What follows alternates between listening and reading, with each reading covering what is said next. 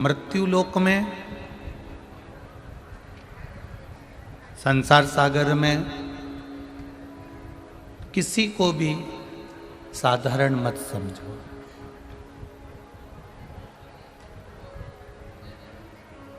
ऐसा कोई संसार में नहीं जन्मा जो साधारण हो। सब कुछ ना कुछ बल रखते हैं, सब में कुछ ना कुछ बल देकर मेरे भगवान जन्म देते हैं। किसी को भी साधारण नहीं समझना। घर में माता हूँ, घर में पिता हूँ, घर में भाई बंधु कुटुंब कबीला नाते रिश्ते जितने भी समाये हुए हैं, जो भी हमारे परिवार में हैं, हम इसको हल्का ना समझे, हम इसको साधारण ना समझे।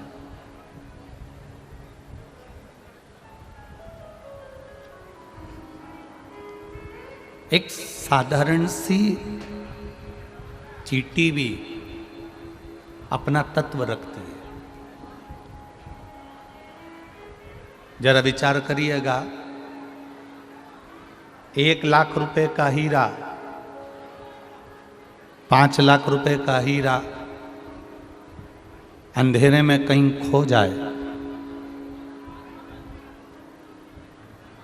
1 लाख 5 लाख का हीरा अंधेरे में कहीं खो गया। अब उसको ढूंढने के लिए 5 रुपए की मोमबत्ती को जलाया जाता है। बोलो सही है कि गलत है?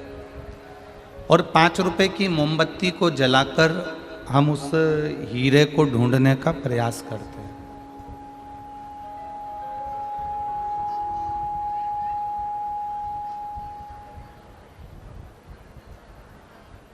एक लाख रुपए के हीरे को अंधेरे में ढूंढने के लिए 5 रुपए की मोमबत्ती को जलाया जाता है और उसके प्रकाश से हम हीरे को ढूंढने का प्रयास करते हैं। मात्र 5 रुपए की मोमबत्ती, और वो 5 रुपए की मोमबत्ती 1 लाख के हीरे को ढूंढवा देती है। उसका प्रकाश 1 लाख के हीरे को ढूंढवा देता है। मात्र 5 रुपए की मोमबत्ती थी, 7 रुपए की मोमबत्ती थी, 10 रुपए की मोमबत्ती थी, जिसने 1 लाख के हीरे को अंधेरे में से ढूंढकर निकाल कर बाहर दे दिया। उसी तरह संपूर्ण जीवन में मात्र 7 दिन की शिव महापुराण की कथा है जो इस आत्मा रूपी हीरे को परमात्मा से मिलाने का काम कर देती है।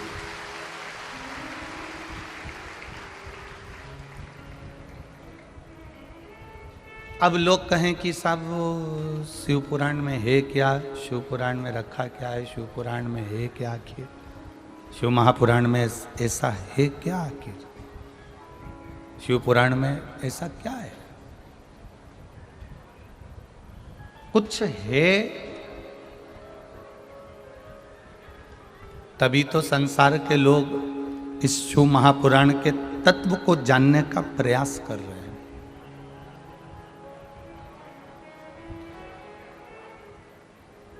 मेरे देवादिदेव महादेव के पास में जो भी सामग्री रखी है वो कोई साधारण सी नहीं है। शिव जी के पास में अगर सर्प भी रखा है तो वो भी कीमत वाला है, एक डमरू भी रखा है तो वो भी कीमत वाला है, एक त्रिशूल भी रखा है वो भी कीमत वाला है। मेरे शंकर भगवान के पास में जो भस्म रमी हुई है वो भी कीमत वाली है। और जब शिव जी से लगी हुई भस्म की कीमत हो जाती है, शिव जी के शरीर से लगे हुए मृग चर्म की कीमत हो जाती है, शिव जी के शरीर से लगी हुई एक बेलपत्री की कीमत हो जाती है, शिव जी के शरीर से लगे हुए एक गंगा की धार की कीमत हो जाती है, शिव जी के शरीर से लगी हुई एक मट्टी की कीमत हो जाती है, शिव जी के शरीर से लगे हुए एक पुष्प की कीमत हो जाती है। तो जो शिव जी से लगा रहता है उस मनुष्य की कीमत भी मेरा भोलेनाथ बढ़ा देता है। वो कीमत बढ़ाने वाला मेरा देवादिदेव महादेव है, वो कीमत बढ़ाने वाला मेरा शंकर, मेरा ओघड़ी, मेरा दातार, मेरा दयालु, मेरा शिव है। जो परमात्मा से एक बार लग गया जो शिव तत्व तक पहुंच गया, जो शिव महापुराण की कथा में या शिव मंदिर तक, शिवालय तक पहुंच गया, उसको परमात्मा ने पकड़ कर रखा है। हमारा भारत देश कोई साधारण सा देश नहीं है। पूरे दुनिया के लोगों को इस भारत देश पर गौरव होता है।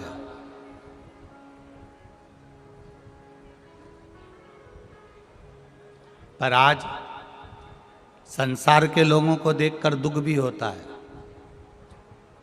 कि किस भारत की भूमि में तुम जन्मे हो, तुमको मालूम है? ये भारत की वो भूमि है जहां का पत्थर भी पानी में तैर जाता है तो मनुष्य तो भव से पार उतर ही जाता है।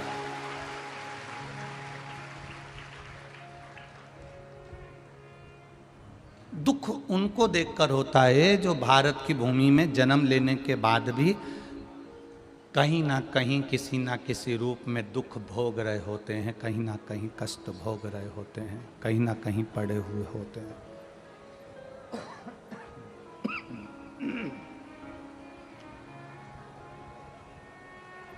जिस भारत की भूमि का पत्थर भी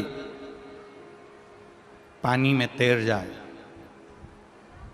जिस भारत की भूमि का एक पत्थर का टुकड़ा भी पानी में तैर जाता है, ये वो भारत की भूमि है जहाँ पर केवल पत्थर जब पानी में तैर सकता है तो आप भगवान का नाम लेकर इस भव सागर में भी तैर कर पार उतर सकते हैं।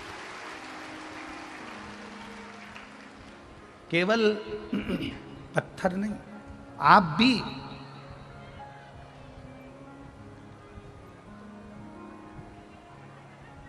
एक पत्र आया है, देखिए आप।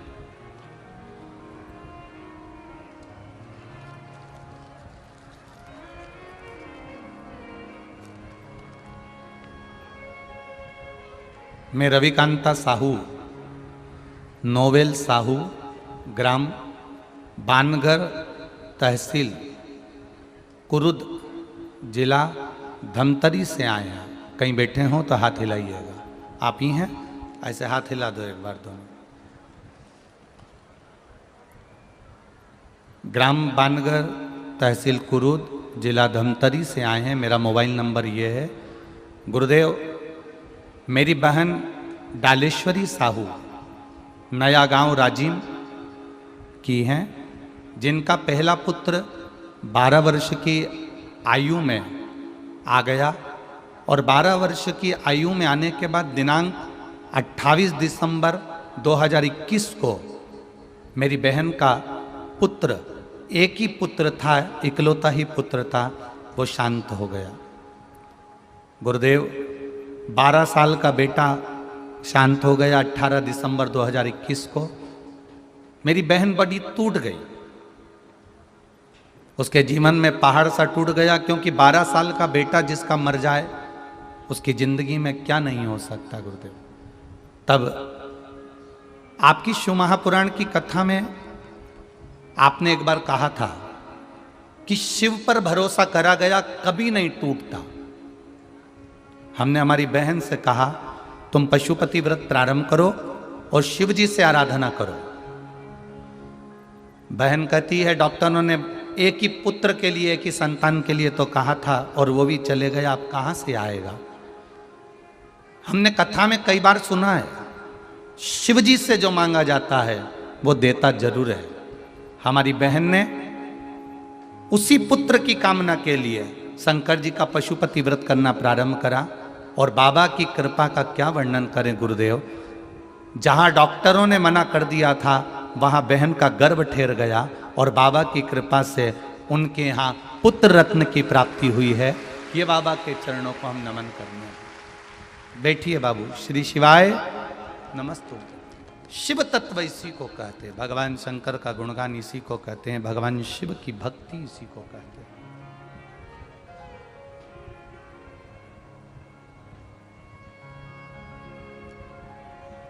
अब जो चला गया वो वापिस आ नहीं सकता, पर भाग्य में उसी को मेरा महादेव किसी ना किसी के रूप में वापस ला कर दे देता है। ये वो शिव तत्व है महाराज, ये वो घड़ी। आपका भरोसा, आपकी दृढ़ता, आपका विश्वास पक्का है तो फिर टूटेगा नहीं। जिस भारत की भूमि पर पत्थर तैर जाते हों, उस भारत की भूमि पर मनुष्य का तैरना सहज है।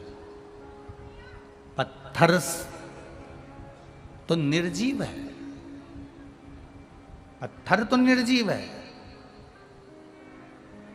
जब वो पानी में तैर रहा है तो आपका भजन, आपका स्मरण, आपका कीर्तन, आपका मंत्र जाप, आपका चढ़ाया गया एक लोटा जल शिवजी को जो आप समर्पित कर रहे हो, भगवान को जो आप चढ़ा रहे हो, एक बेलपत्र या भगवान का जो मन से गुणगान कर रहे हो, ये कोई खाली जाने वाला नहीं है।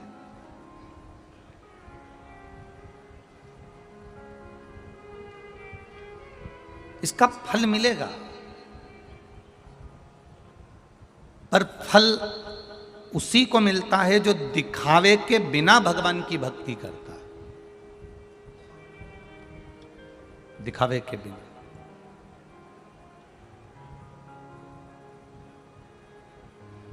खाली न जाता कोई दर से तुम्हारे, खाली न जाता कोई दर से तुम्हारे, मैं भी खड़ा हूँ नंदी बाहे पसारे, अपने हृदय से लगा लो, लगा लो, गिरा जा रहा हो, उठा लो, उठा लो, प्रभु अपने दर से अब तो हटा लो, गिरा जा रहा हो, उठा लो,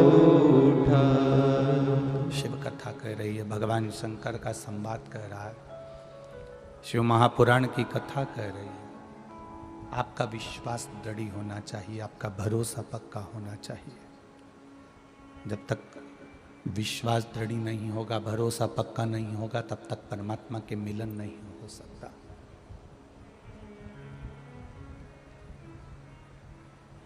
शिव कथा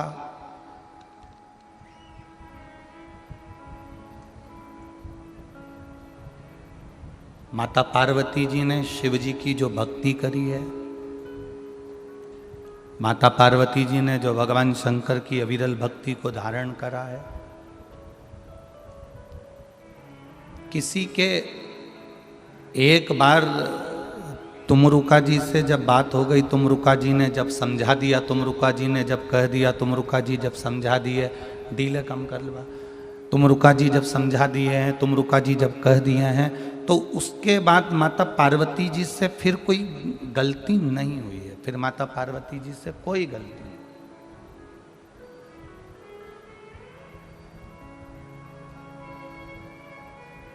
फिर उन्होंने किसी गलती को नहीं करा। जब तक हम भगवान की सेवा को नहीं समझते तब तक गलती कर ले चलेगा, पर जब हम भगवान की सेवा को समझ गए हैं, उसके बाद हम गलती ना करें, उसके बाद हम गलती से दूर रहें, फिर गलती ना हो।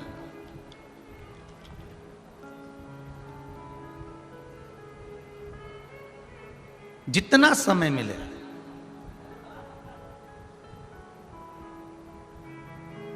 जितना पल, जितनी घड़ी, जितना समय, जितना सेकंड मिले। कई लोग ऐसे भी हैं संसार में, कई लोग ऐसे मिलते हैं जिनको किसी ने गुस्सा दिला दिया तो उनका पूरा दिन गुस्से में निकलता। किसी ने अगर कुछ बोल दिया तो उनका पूरा दिन ऐसे ही निकलता, पूरा दिन बेकार कर लेते। हम उनसे पूछना चाहते हैं, एक बात बताओ, तुम्हारे पास में 86,400 रुपए हैं, मान लो तुम्हारे पास में 86,400 रुपए हैं, और वो 86,400 रुपए में से 10 रुपए अगर कोई चोरी करके ले जाए,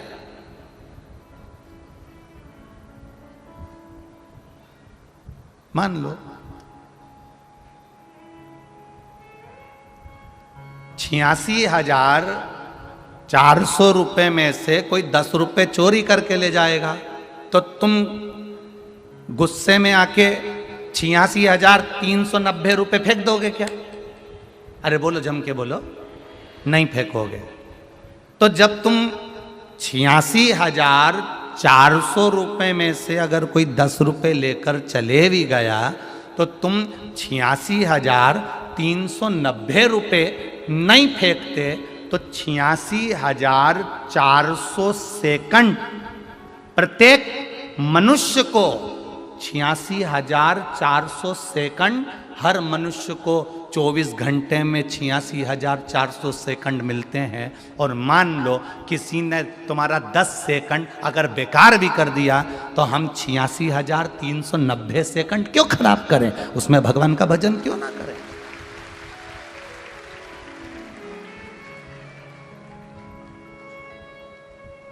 हम उसमें भगवत भजन को क्यों नहीं धारण करते? हम उसमें भगवत भजन क्यों नहीं करते? हम उसमें भगवत कीर्तन क्यों नहीं करते?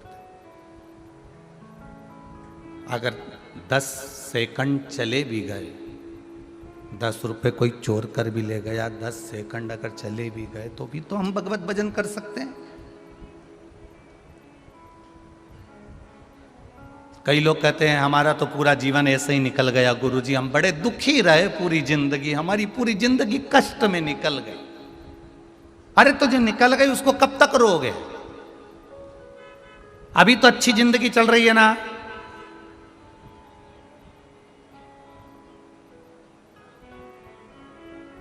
अभी तो भोलेनाथ जी ने तुम्हें संभाल लिया ना, तुम्हारा जीवन अच्छा चल रहा है। हाँ, अभी तो भगवान की कृपा से बहुत अच्छा चल रहा है, तो पुराना काय करो ना। अब जो अच्छा चल रहा है, उस अच्छे जीवन में, उस अच्छे समय में हम क्यों ना अपने अच्छे जीवन को और आगे बढ़ाएं, शिव नाम, राम नाम, कृष्ण लेकर और आगे बढ़ते चले जाएं और अपनी जिंदगी को और अग्रणी करते चले जाएं। पीछे क्यों रोना?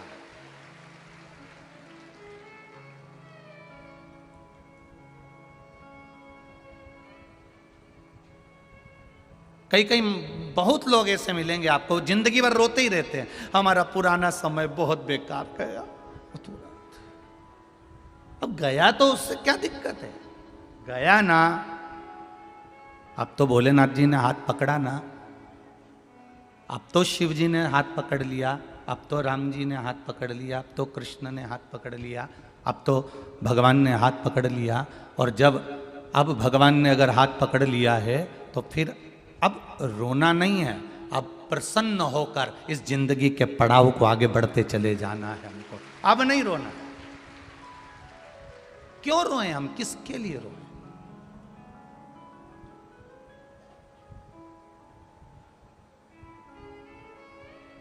भोले मैं तेरी पतंग, शंभू मैं तेरी पतंग, हवा बिच उड़ती जावांगी, बाबा डोर हथों छछदी में कटती जावांगी।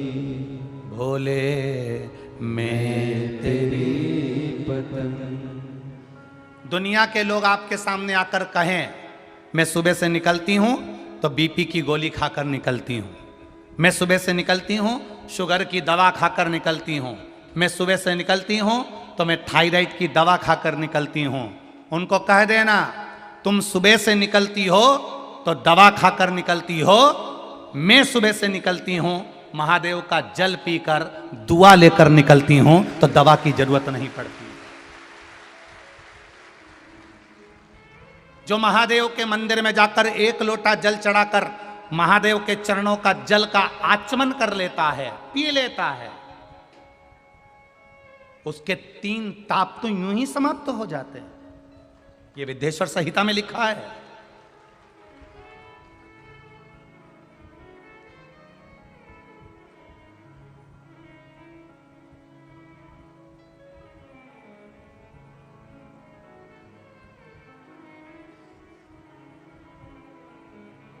एक बेटी ने प्रश्न लिखा है कोई ने, मेरा नाम कन्हैया लाल शर्मा है, मेरी उम्र 75 वर्ष है, मैं जांजगीर जिला जांजगीर चांपा का रहने वाला हूँ, मेरा मोबाइल नंबर ये है। मैं शर्मा जी से कहना चाहूँगा, उन्होंने एक प्रश्न किया है, गुरुजी आपने प्रसूति शिव महापुराण की कथा में बीरणी का वर्णन किया था, ये कौन सी पुराण में से किया था? पहले तो हम शर्मा जी आपके चरणों को नमन करके प्रणाम कर कर कहना चाहेंगे, प्रसूति शिव पुराण में जितनी जितनी बातें बोली गई उसमें अध्याय नंबर और कौन से पुराण से कहा गया है उस पुराण का भी नाम और उसके खंड का नाम भी बोला गया है। उस पुराण को, उस कथा को एक बार वापिस निकालना और फिर वापिस पढ़ना कि शिव महापुराण के सती खंड में से बीरणी और प्रसूति का चरित्र का वाचन किया गया था, उसको वापस निकालिए और उसका स्मरण करिए। आपके मन में आया है, बिल्कुल उसको वापस सुनना कि किस पुराण में से, कौन से अध्याय में से, कौन से खंड में से लेकर उस कथा को बाचा जा रहा है। और कोई आपसे पूछे कि एकांतेश्वर महादेव की कथा आप कहां से बाच रहे हो, तो लिंग पुराण का स्मरण करिएगा, स्कंद पुराण का स्मरण करिएगा और शिव महापुराण के सुंदर आनंद में उमा खंड का स्मरण करिएगा। उसमें एकांतेश्वर शिवलिंग का वर्णन मिलेगा, जिसमें केवल माता पार्वती जी ही नहीं, माता पार्वती जी की माता मैनावती और मैनावती ही नहीं, मैनावती की भी दोनों बहनें धन्य और कला, ये भी एकांतेश्वर शिवलिंग का पूजन करती थी, जो आगे के चरित्र में अपन लोग श्रवण करेंगे। एक एक संवाद को आप अपनी जिंदगी में उतारिए, शिव महापुराण के एक एक संवाद को।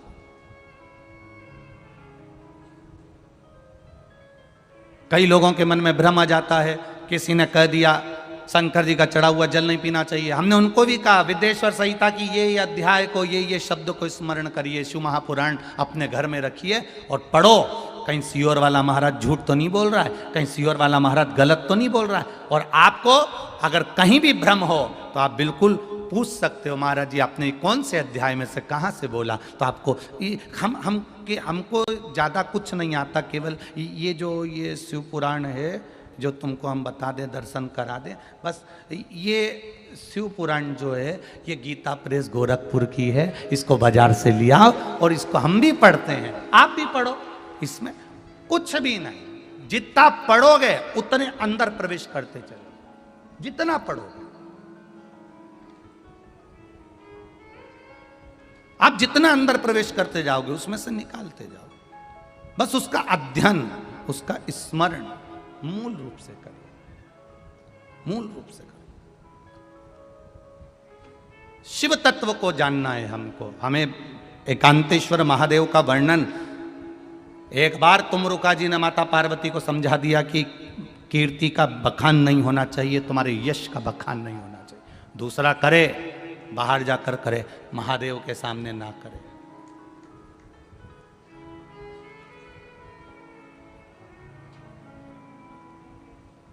माउंट एवरेस्ट की चोटी सबसे ऊंची चोटी है, बोलो सही है कि गलत है? कैलाश पर्वत तो उससे भी नीचा है, पर किसी इतने माउंट एवरेस्ट पर चढ़ने वाले थे, इतने ऊपर उन्नति की सीढ़ी पर चढ़ने वाले थे, एकाध किसी का नाम छाट कर बता देना कि जो कैलाश पर्वत के ऊपर चढ़ गया, कैलाश पर्वत के ऊपर चढ़ गया, उसका एक का नाम लाके दिखा दो कि ये कैलाश पर्वत के ऊपर चढ़ा था, ये कैलाश पर्वत पर चढ़ गया। माउंट एवरेस्ट पर चढ़ना सरल है, पर कैलाश पर्वत भले उससे नीचे है, पर उस पर चढ़ना सरल नहीं है। क्यों? क्योंकि उसका तत्व मात्र कैलाश को छू लेना, मात्र शिवलिंग का स्पर्श कर लेना, मात्र शंकर पर चढ़े हुए जल को मात्र पी लेना, उस जल में इतना बल आ जाता है कि बड़ी बड़ी रोग और बीमारियां दूर हटती चली जाती है और आप आगे बढ़ते चले जाते हैं। कोई कहे हम भी सुबह से बीपी की दवाई लेते हैं, कोई कहे हम सुबह से शुगर की दवाई लेते हैं, कोई कहता है हम सुबह से थायराइड की दवाई लेते हैं। हमारा निवेदन है, एक दवा आप भी चालू कर दो, माता पिता के चरणों को प्रणाम करना और शंकर जी को एक लोटा जल चढ़ाना और उसका आचमन करना प्रारंभ कर दो। वो दवाई लेकर जाते हैं, तुम दुआ लेकर जाइए, आगे बढ़ते चले जाओ। वो जाएं दवाई लेकर, आप दुआ लेकर जाइए, आप माता पिता के चरणों को नमन कर कर जाइए, घर के बड़ों को नमन कर कर जाइए, घर के बुजुर्गों को प्रणाम कर कर जाइए, शंकर पर एक लोटा जल चढ़ाकर उसका आचमन कर कर जाइए, वो दवा का असर करेगा।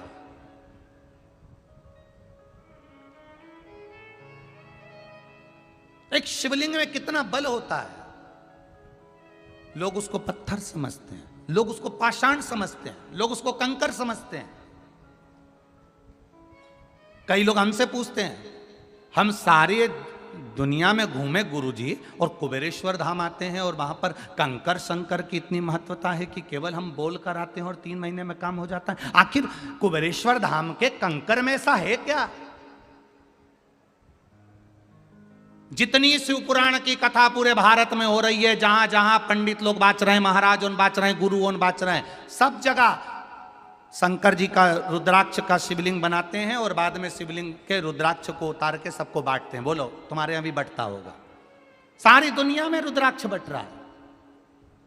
आप सीहोर में पहुंचोगे, स्टेशन पे पहुंचोगे, कुबेरेश्वर धाम भी नहीं जाओगे तो लोग कह देंगे वहां मत जाओ, हमारे पास मिल जाएगा, तुम हमसे ले लो। लोग कहेंगे पर कुबेरेश्वर धाम का रुद्राक्ष उसी भूमि से मिलता है और बिना शुल्क के, बिना पैसे के, और जब बाबा की मर्जी हो जाती है तब मिल जाता है और वो प्राप्त हो गया और उसने अपना काम करना प्रारंभ कर दिया। हम दूसरी जगह का नहीं कह सकते। उसका कोई शुल्क नहीं, उसका कोई कीमत नहीं, उसकी कोई पैसा नहीं, और उसको हम लोग ऑनलाइन भेजते भी नहीं, किसी के घर पर कभी नहीं भेजा, आज तक नहीं भेजा। और यहां तक कोई तुमसे आकर कह दे कि कई लोग मिलेंगे तुमको ऐसे, वो भी कह देंगे हम सीहोर में रहते हैं, हमारे पास में है वहाँ का रुद्राक्ष, हमारी तो बहुत पहचान और हमारे पास में बहुत सारे रुद्राक्ष रखे हैं, ले लो। सीहोर का कुबेरेश्वर धाम का रुद्राक्ष केवल कुबेरेश्वर धाम की भूमि के सिवाय वहाँ से किसी पहचान वाले को भी नहीं दिया जाता। वहाँ से आपको आना पड़ेगा, आपका परिचित आएगा, आप पहुँचेंगे, मिलेगा। कंकर शंकर की धरा है, उस कंकर शंकर का स्पर्श जब आपके शरीर से होगा और वहाँ से लाया हुआ रुद्राक्ष पानी में गलाकर जब आपने आचमन करना प्रारंभ किया होगा, बाबा सारे रोगों को हरण अपने आप करना प्रारंभ कर लेगा। आपका विश्वास जुड़ना चाहिए। अब ऐसे तो दुनिया में बहुत कथाएं होंगी और सब जगह रुद्राक्ष बटेगा, सब जगह बटेगा, ले आओ जाओ, ले आओ जाओ, तो सब जगह, सब जगह की कीमत। और सरल भाषा में समझ लो, यहाँ बाहर दुकान लगी होगी, बोलो री जी जी सही है, बाहर दुकान लगी होगी तो ये बेलपत्री मैं इतने बड़े पत्तल में 10-10 रुपए की बिक रही होगी। बिक रही है क्या?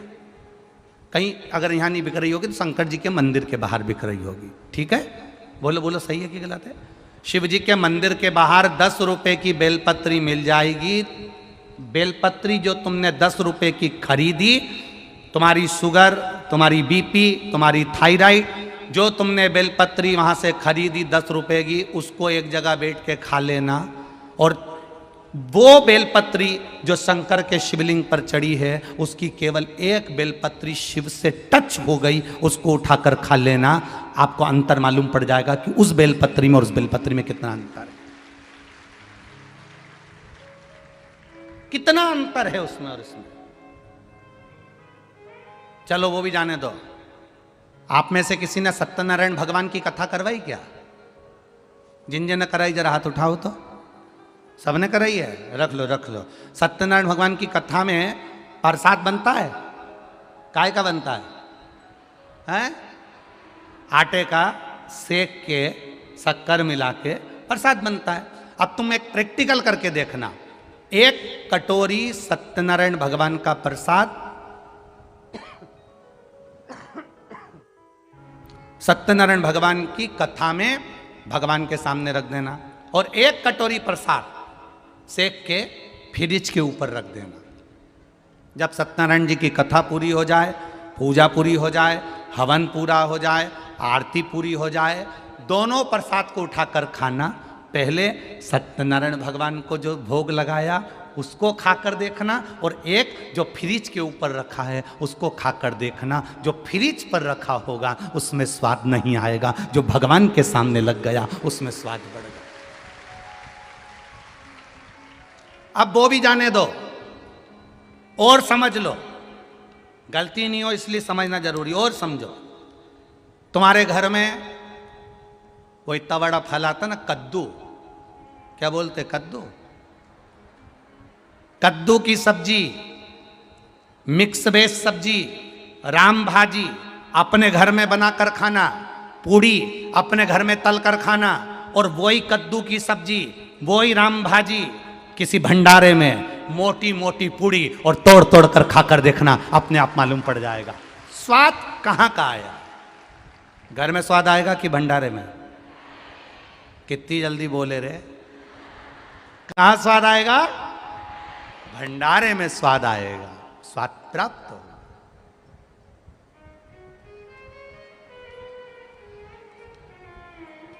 घर में बैठकर कथा सुनना सोफे पर, टीवी के सामने, और पंडाल में बैठकर कथा सुनना,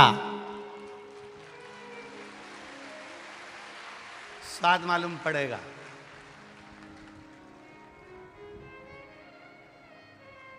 घर में तो टीवी के सामने तुम हो और सियोर वाला महाराज, और तुम्हारे हाथ में रिमोट, जब चाहो जब महाराज बंद, जब चाहो महाराज चालू, ठीक है। और यहाँ का स्वाद कोई इधर से दबाए कोई उधर से दबाए, महाराज ही नहीं दिखे, ऊपर से भोलेनाथ जी को जितना पानी चढ़ाया रात को पूरा बरसा देता।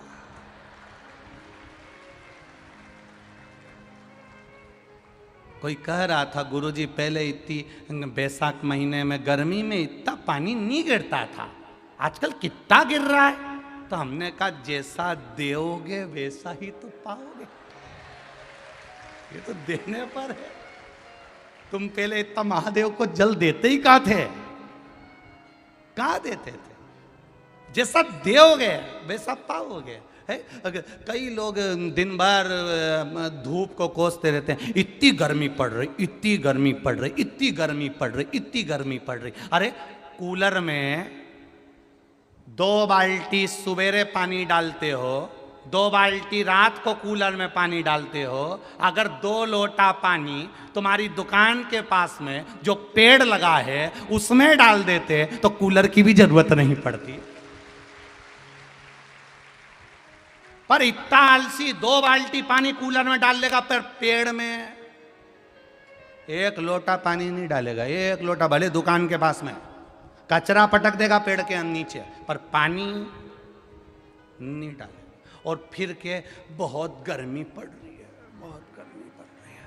अरे दादा कूलर में 2 बाल्टी डाल रहा है तो वहाँ 1 लोटा 2 लोटा पानी वो पेड़ में डाल देता, तो वो जब हवा देता तो गर्मी का एहसास ही नहीं होता। पर हमने कूलर पर विश्वास करा, पर वो पेड़ पर विश्वास नहीं कर पाए। उसी तरह शिव पुराण कह रही है, प्रसाद सत्यनारायण जी के सामने रखा वो स्वाद दे रहा है, जो अलग रखा उसका कोई स्वाद नहीं है। उसी तरह भंडारे की पूरी सब्जी स्वाद दे रही है क्योंकि भगवान का भोग लग गया। उसी तरह कुबेरेश्वर धाम का रुद्राक्ष वो उस भूमि का है, इसलिए स्वाद अधिक दे जाता है, उसका तत्व बढ़ जाता है,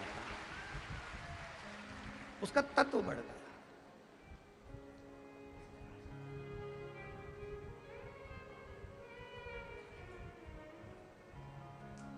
कई लोग हमसे कहते भी हैं गुरुजी हम तो कितनी बार आए, जब देखो जब मना ही कर देते हैं, अभी नहीं मिल रही। हम भी लगे हैं प्रयास में, ऐसा नहीं प्रयास करेंगे कि मई के महीने से आप लोगों को कैसे ना कैसे प्राप्त होना चालू हो। हम भी प्रयास लगे हैं जैसे तैसे कि कैसे ना कैसे आप लोगों तक प्राप्त हो। हम भी लगे हैं कि किसी ना किसी तरह से आपको वो रुद्राक्ष मिले। उसको बस इतना याद रखना, धन से रुद्राक्ष को मत तोलना, पैसे से रुद्राक्ष को मत तोलना। सीहोर कुबेरेश्वर धाम पर अगर आओ तो वहाँ की कंकर शंकर की धरा पर बैठकर 108 बार श्री शिवाय नमस्तुभ्यम बोलकर अपने दिल की बात बाबा से कहकर भाव से जाओ, दिल से कहकर, और फिर कहेंगे अपने बैग को बंद की बंद रखो, 3 महीने तक मत खोलना। 3 महीने बाद वही बैग उठाकर वापिस कुबेरेश्वर धाम पहुंच जाओगे। वो बुलाता जरूर है, वापिस बुलाएगा, फिर बुलाएगा। उसकी भक्ति अविरल है, उसका विश्वास अविरल है, उसकी दृढ़ता अविरल। एक बार अगर हम समझ लें कि हमने गलती क्या करी है कि भगवान नहीं मिल रहे, हमने गलती क्या करी कि परमात्मा नहीं मिल रहे, क्या गलती करी? कोई दवा लेकर सुबह से निकलता है और कोई दुआ लेकर सुबह से निकलता है। दवा वाला ज़्यादा नहीं टिक पाएगा और दुआ वाला मार्कंडे जैसा जीवन चिरंजीवी बना जाएगा, चिरंजीवी जीवन, मार्कंडे जैसा भजन करता करता चले जाएगा।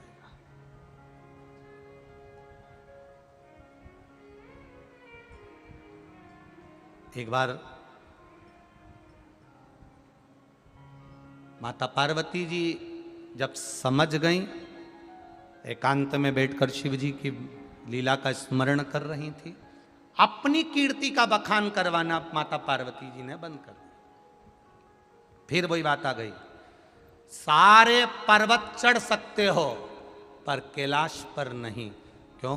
क्योंकि बाबा को प्रिय नहीं कि कोई कैलाश पर्वत के ऊपर अपना पांव रखे।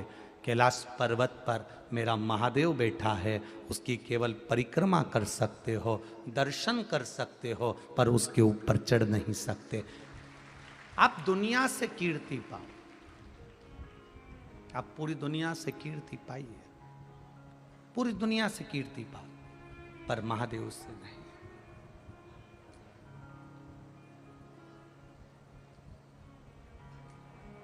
महादेव से नहीं।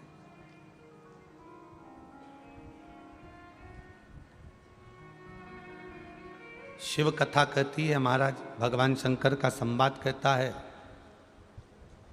आपके भजन का गुण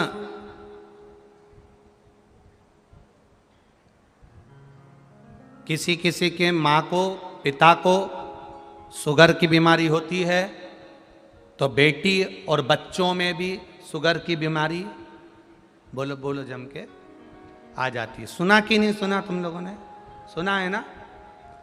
माता पिता को शुगर की बीमारी है, माता पिता को बीपी की बीमारी है, माता पिता को दमे की बीमारी है, सांस की बीमारी है, तो वो बीमारी धीरे धीरे धीरे धीरे उसके बच्चों में, उसके बेटों में, उसकी बेटी में, बचपन में नहीं आएगी तो जवानी में, जवानी में नहीं आएगी तो अधेड़ी में, अधेड़ी में नहीं आएगी तो बुढ़ापे में। पर वो बीमारी जो माता पिता के अंदर एक बीमारी का जो गुण है, जो समाया हुआ है, वो उसके बच्चों में ब्लड के माध्यम से आ ही जाता है।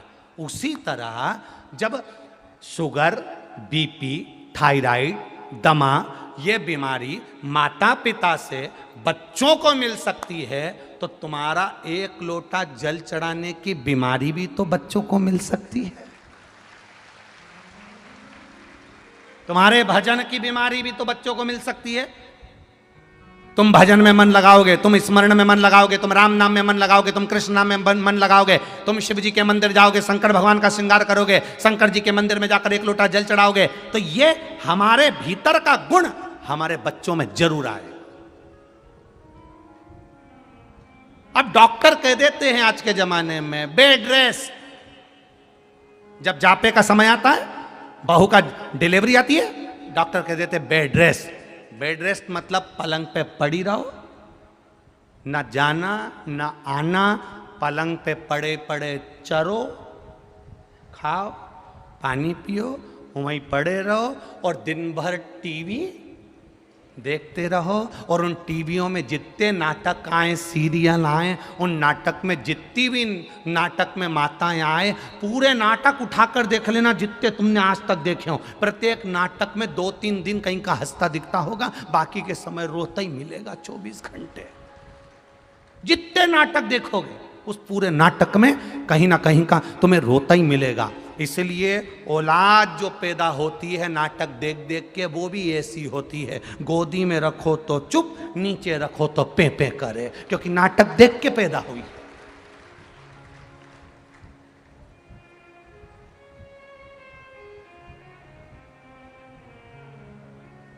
इसलिए कई माताएं पूछती हैं, गर्भवती नारी को भगवान शंकर का भजन करना चाहिए क्या? क्यों नहीं करना चाहिए? गर्भवती नारी को शिव जी पे जल चढ़ाना चाहिए क्या? क्यों नहीं चढ़ाना चाहिए? गर्भवती नारी को शिव महापुराण सुनना चाहिए क्या? क्यों नहीं सुनना चाहिए? क्यों नहीं सुनना?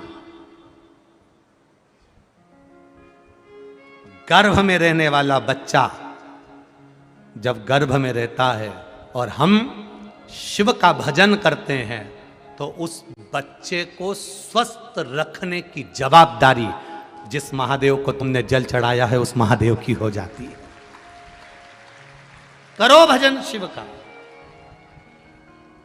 शिव भक्ति में जवाबदारी उस महादेव की हो गई। जवाबदारी मेरे महादेव की, मेरे शंभू की, मेरे त्रिकालदर्शी, मेरे कैलाशी, मेरे अविनाशी की हो गई। अब सौंप दिया इस जीवन का सब भार तुम्हारे हाथों में, हे हार तुम्हारे हाथों में, और जीत तुम्हारे हाथों में। संपूर्ण जीवन का सुख दुख हमने परमात्मा को दे दिया, और जब हमने परमात्मा को दे दिया तो परमात्मा ने स्वीकार कर लिया, दे दिया उसको। इसीलिए कहते हैं कि भगवत भजन में अपने जीवन को निकालो। कुछ अच्छा कर कर जाना, बुरा कर कर नहीं। अभी छत्तीसगढ़ में नक्सलियों ने पुलिस के 10 जवान मार दिए। उन 10 जवान में से कुछ जवान ऐसे थे कि वो भी पहले नक्सलियों में थे, पर उन्होंने अपना समर्पण कर कर, सरकार की नौकरी कर कर, नक्सलियों में रहकर मरते तो एक गलत मौत कहलाती, पर पुलिस के जवान की वर्दी पहनकर जो मौत हुई है उसमें शहीद लिखा गया है कि शहीद शांत। कुछ अच्छा कर कर जाओ अपनी जिंदगी में, मरना सबको है, मरना सबको है, अच्छा कर कर जाइए। अगर वो भी उनमें शामिल होते और मरते तो एक बेकार मौत मरते, पर सरकार की नौकरी कर कर एक इस संसार की रक्षा में, राष्ट्र की रक्षा में जो उन्होंने अपने शरीर को त्याग दिया, अपनी देह को त्याग दिया, अपने शरीर को त्याग दिया, वो एक वीरता की मौत है और शहीद की मौत है, सहजता नहीं है हमारा।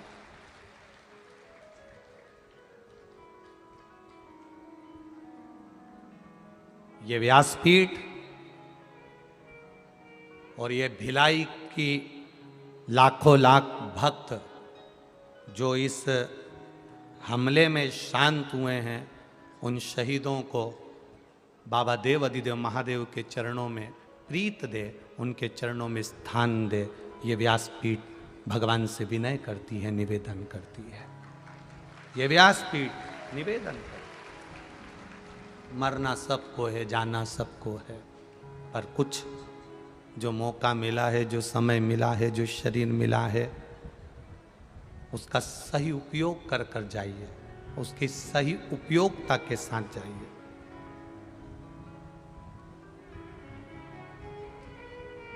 कुछ अच्छा कर कर जाना।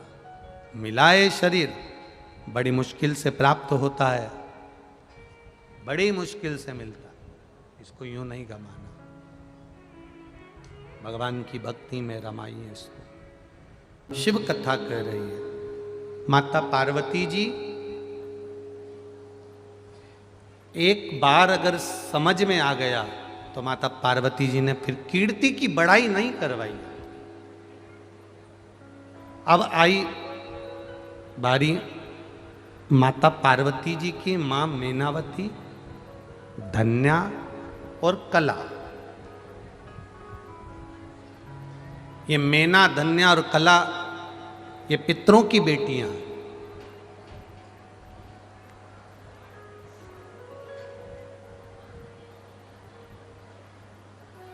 जो पितृलोक में विराजमान है। सनकादि ऋषियों का थोड़ा सा अपमान हो गया था, इसलिए मृत्यु लोक में आ गई थी।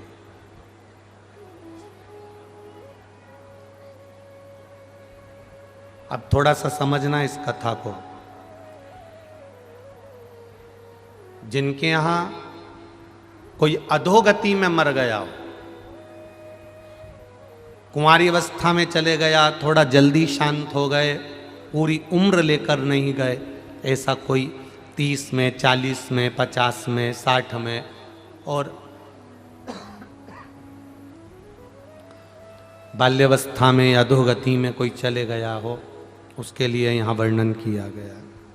थोड़ा ध्यान देना।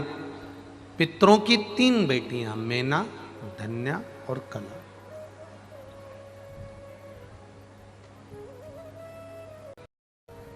सनकादि ऋषि एक जगह पर बैठकर तप साधना कर रहे थे, भगवान की विरल भक्ति में बैठे हुए थे, शिव तत्व में डूबे हुए थे। अब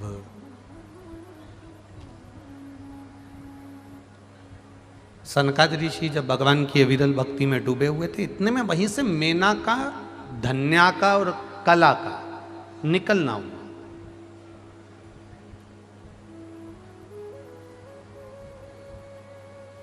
इस कथा पर थोड़ा सा, एकांतेश्वर महादेव की इस कथा पर जितने लोग आस्था चैनल पर सुन रहे हैं और जितने लोग फेसबुक यूट्यूब पर सुन रहे हैं और जितने लोग इस पंडाल में सुन रहे हैं और इस पंडाल के बाहर रोडों पर बैठ बैठ कर, दुकानों में बैठ बैठ कर जितने लोग सुन रहे हैं, जरा ध्यान लगाकर सुनना कि अधोगति में जो मर जाता है, गर्भ से लेकर अचानक जिसके प्राण चले जाते हैं, उस तक के जीव की गति सुधारने के लिए शिव तत्व को कैसे जाने।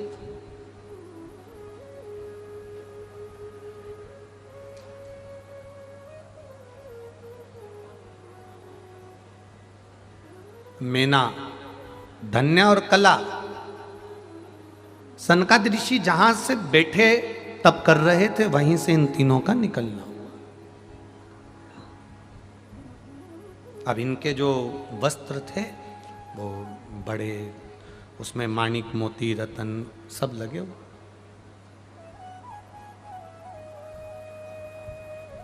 अब उनमें माणिक, मोती, रतन सब लगे हुए थे, तो ये जहाँ से निकल कर जा रही थी उनके वस्त्र से, वहाँ सनकादि ऋषियों की जंघा पर, छोटे छोटे सनत कुमार, उनकी जंघा पर चोट लग गई। अब जंघा पर जब चोट लगी, सनत कुमार एक बार मेना जी निकल कर गई, चोट लगी, कुछ नहीं बोले। धन्या निकल कर गई, चोट लगी, कुछ नहीं बोले। पर कला जब निकल कर गई, एक बार गलती हो जाए चल जाएगा, 2 बार गलती हो जाए चल जाएगा, पर बारंबार गलती हो ये नहीं चले। शिव महापुराण बहुत सुंदर बात कहती है, जिसको कथा श्रवण करना रहती है कि हमको 3 घंटे कथा सुनना है, 4 घंटे कथा सुनना है, हम जाकर बैठ गए। तो जिसको कथा सुनना रहती है वो अपनी पूरी व्यवस्था कर कर झोले में लेकर चलता है।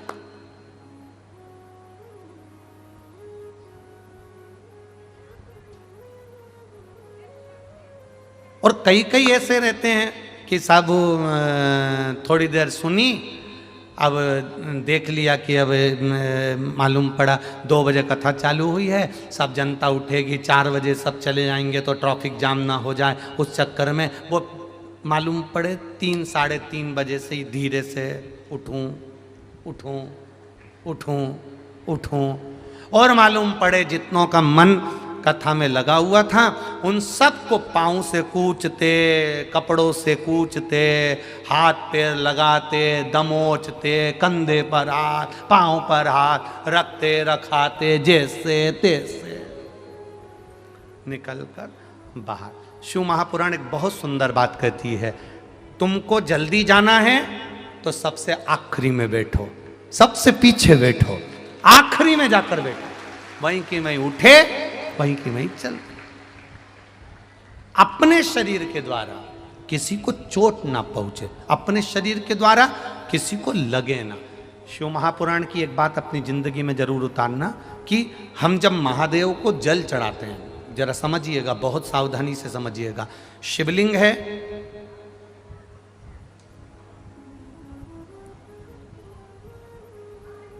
शिवलिंग पर हम जब जल चढ़ाते हैं,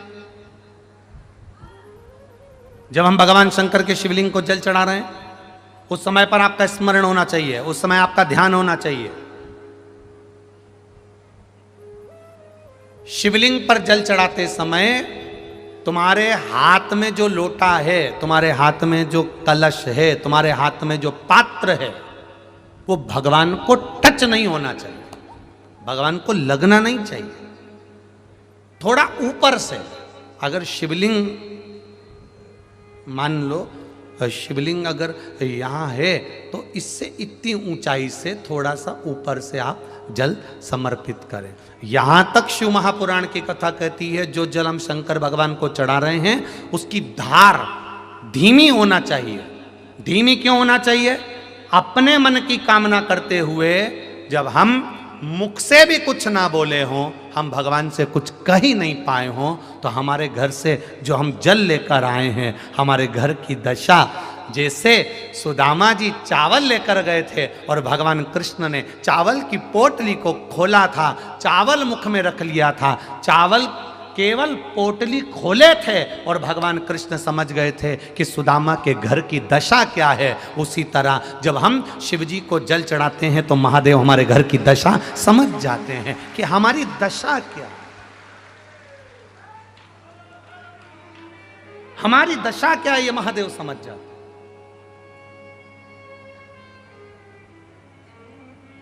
एक पंडित जी मंदिर में पूजन कर रहे, बड़े विद्वान, प्रखंड विद्वान पंडित जी पूजन कर रहे, और छोटा सा बच्चा, जरा सा स्कूल जाने वाला, वो रोज लोटा लेके जाता और पंडित जी खूब सारे मंत्र बोलते, खूब वैदिक मंत्रों का उच्चारण करते। अब वो छोटा सा बच्चा, उसको कोई मंत्र ही नहीं आता, तो वो चालू हो जाता है ABCDEFGHIJKLMNOPQRSTUVWXY।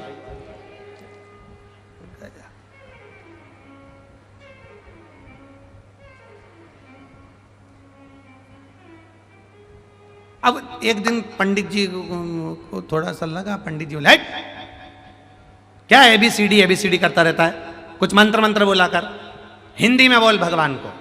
उसने दूसरे दिन आ गया, आ से अनार का, बा से बकरी का, का से कमल का, गा से गमला, घा से घड़ी, सा से सरोता, डा से डमरू, बस। और पूरा अंगा पंगा सब बोल बुला के अब पंडित जी बोले मंत्र बोलो मंत्र। बच्चा छोटा था पर शिव पुराण पूरी सुना था तो उसने भी कह दिया गुरुजी ये आ से अंगा तक के बीच में सारे मंत्र फंसे हैं, भगवान समझ जाएंगे, भगवान समझ जाएंगे कि क्या बोला है, उनको समझ पड़ती। पंडित जी विद्वत्ता में लगे, मंत्र पढ़ रहे हैं। आपको मंत्र नहीं आते, आप दिल से केवल शिव जी पर जो जल चढ़ा रहे हो ना, उसकी धार थोड़ी धीमी कर दो, जिससे पानी का छींटा बाहर ना आए, पानी वहीं की वहीं गिरेगा, आसपास घूमेगा। पार्वती जी शिव जी से उस जल के माध्यम से कहेंगी इसके यहाँ कष्ट बहुत है, आप जब ये जल हाथ में झेल कर लेकर जाएगा, अपने घर में छीटेगा, तो आपको मुझे रिद्धि सिद्धि के साथ जाकर इसका कल्याण करना है। ये शिव तत्व।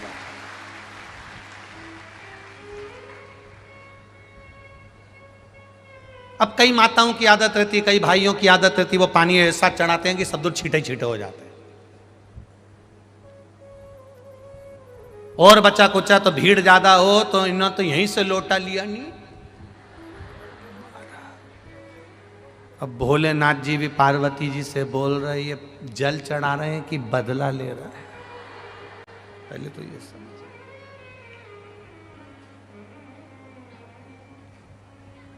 ये जल चढ़ा है कि बदला ले, पहले वो तो यहाँ पर भगवान की कृपा है। वैसे तो हम पाँव पड़वाते नहीं है किसी भी नारी से, पुरुष कोई भी हो, बच्चा हो बूढ़ा हो, किसी से पाँव नहीं छुआते।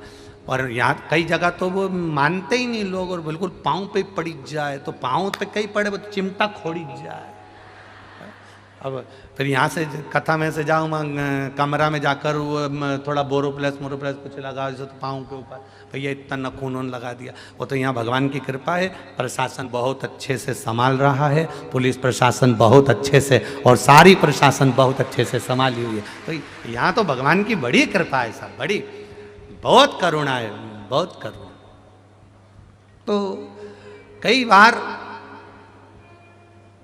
हम भगवान को रिझाना चाहते हैं, हम चाहते हैं भगवान हमसे रीझे, पर कई बार अपनी गलती से भगवान रीझता ही नहीं है। अब तुम दे पानी का लोटा इतनी ऊपर से चढ़ा रही, पूरा छींटा अपने ऊपर लग रहा, वो पानी जो देवाधिदेव महादेव को चढ़ाया है, थोड़ा सा हाथ नीचे कर कर, लोटा कलश शिवलिंग को ना छुए, टच भी ना हो, नख ना लगे, अपने हाथ की चूड़ियां भी भगवान को घिसने में ना आए, अपनी कोई सामग्री से भगवान को चोट ना पहुंचे, धीरे धीरे जल चढ़ाकर जब वो जल घूमता है, हम मंत्र बोलें ना बोलें, हम कुछ कहें ना कहें, अपनी जल की धार अपने आप मंत्र बोलती है और महादेव को प्रसन्न कर देती है। अपने जल की धार अब कहें ना, A for apple, B for ball, A B C D E F G H I J, भगवान से कह दिया तुम समझ लेना, हमें मंत्र नहीं आता, हमें जो आता था हमने कह दिया। आपको मंत्र नहीं आते कोई बात नहीं, आपको साधना नहीं आती कोई बात नहीं, आपको तप नहीं आता कोई बात नहीं, आप घंटों तक आंख बंद करके नहीं बैठ सकते। कई लोग ऐसे भी होते हैं जो तुमसे कहेंगे आंख बंद करो, बैठ जाओ, देखो कुछ दिखा, क्या दिखा, रायपुर दिखा।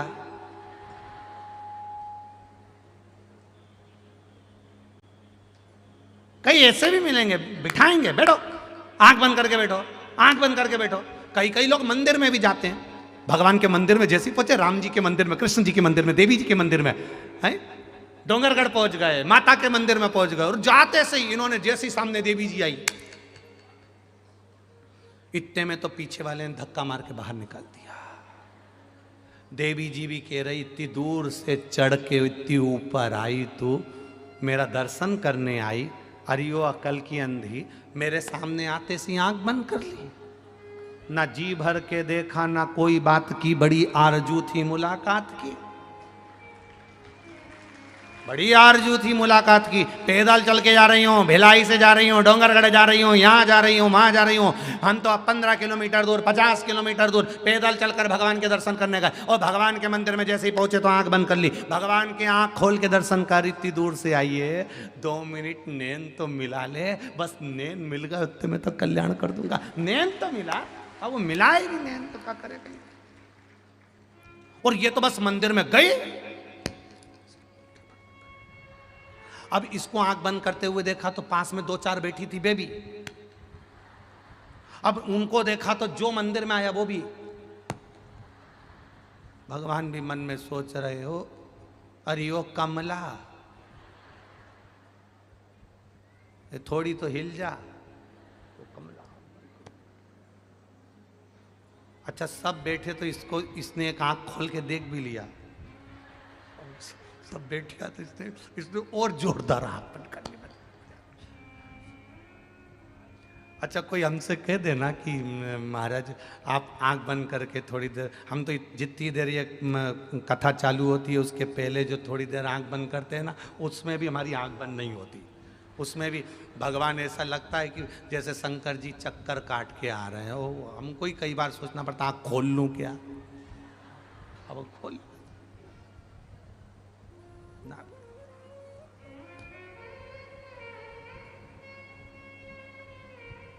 वो कहते ना, तुझे ना देखूं तो चैन मुझे, तेरे सिवा कोई और भाता।